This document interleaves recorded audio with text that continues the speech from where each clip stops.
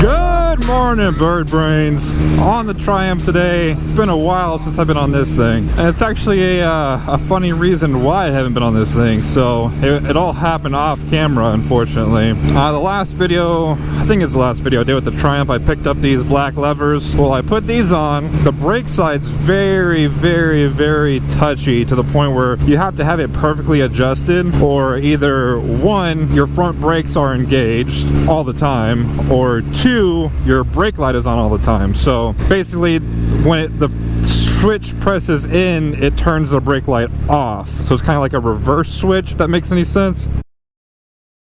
Well, I thought I had got it adjusted perfectly. Me and Donnie took us like 2 hours to adjust that thing. Thought it was good. Took off to work one morning and something felt funky, but I figured if it's touching a little bit, just wear the brake pads down a little bit, it'll be alright. Oh, a terrible idea. So I pulled in to get gas near the highway and I fill up, and as I'm leaving, I can't get my front brake to disengage. Like it's just fully on. I'm having to really just sit here and jack with it as I'm trying to get into the access road. There's a dog in this car. Oh my god, it's a white pit bull. I know you guys probably can't see this, but as I go to get on the access road and my brake is it's just funny, but I get it off of the plunger and it feels right. So I go about maybe 100 yards or so and start getting on the interstate, and all of a sudden my handlebars just start like a speed wobble, but I was only going like 45, but it was just ridiculously shaky and vibrating.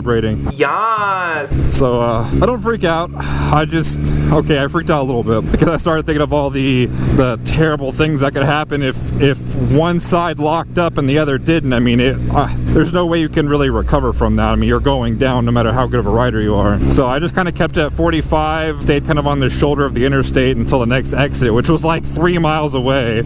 So I get off, I pull over, and I get off the bike to kind of see what's up. The plunger isn't activating from what I can see. I get down towards the brake and everything, and then my glove accidentally touches the rotor and it just instantly melts. Like, I don't know how well the camera can see that, but that fingertip on my glove is gone. So I figure, shit, like I'm obviously not riding this bike to work today. So I let the brakes cool down a little bit. I messed around with the plunger a little bit, try to get some pressure off the lines, and it cools down, and I start riding it home. Still feels a little funky, but I was able to make it home. Thankfully, I was only like, I think 2 miles from home or something like that. I was really close. So I just kind of limped it back home, swapped out for the Harley, and then went to work. But since then, I've just kind of been messing with it, trying to get it fixed, and so far so good. I just took it off, readjusted that plunger, and like I said, I think we're good, but we'll see if I make it to work in one piece. You can take a freedom, couples or a threesome. So today is actually Saturday. It's the Saturday of the ROT Rally, which for those of you who are out of Texas, ROT stands for Republic of Texas. It's the biggest biker rally in the state of Texas. It's not just big, it's huge! And of course, for the 3rd year in a row, I'm working. That sucks. I almost talked myself into going after work. Donnie, Ernie, De La Cruz, they're gonna head up at like 6 o'clock tonight and go up there and then just ride back super late at night. But there was a couple issues with that for me. One, because I work mornings. I'm up at 5:30 every morning. Like anything past like 9:30, 10 o'clock, I'm dead tired because that's usually when I'm going to sleep. So I didn't really want to be riding when I was that tired. Also, 35 is pretty dangerous at night because there's not street lights the whole way. And of course, with it being a Saturday night, you got all the drunks and everything out. Not so much worried about the deer because it's an interstate, but the deer is always a concern. And then on top of that, Miss Bird plans an annual, we call it tubing. I don't even know if it's popular.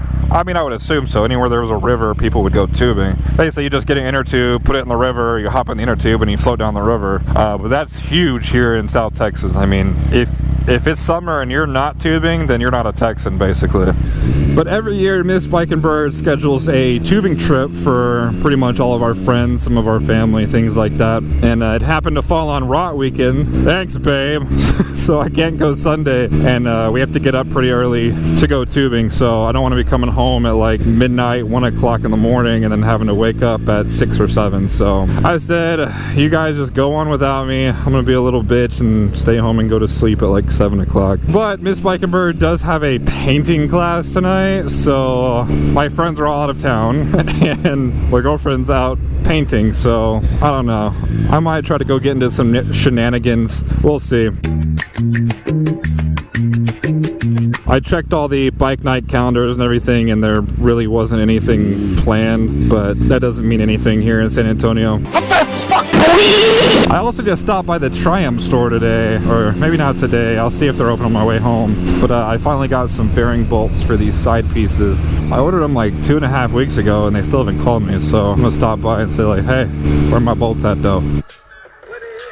Those bolts were expensive as hell too, I guess just because it's Triumph. I got the 4 for the front fairing and the 4 for the 2 side fairings here. It was like $27. It's like $4 a bolt or something like that, something stupid. But I guess when they're specialty bolts, you really don't have a choice. I spent that much in just eBay knockoff fairing kits for this bike and none of them fit, so learned my lesson there. Well guys, I'm gonna go ahead and wrap that one up. Maybe I will start another episode later tonight when I go out to try to find some bike nights or something.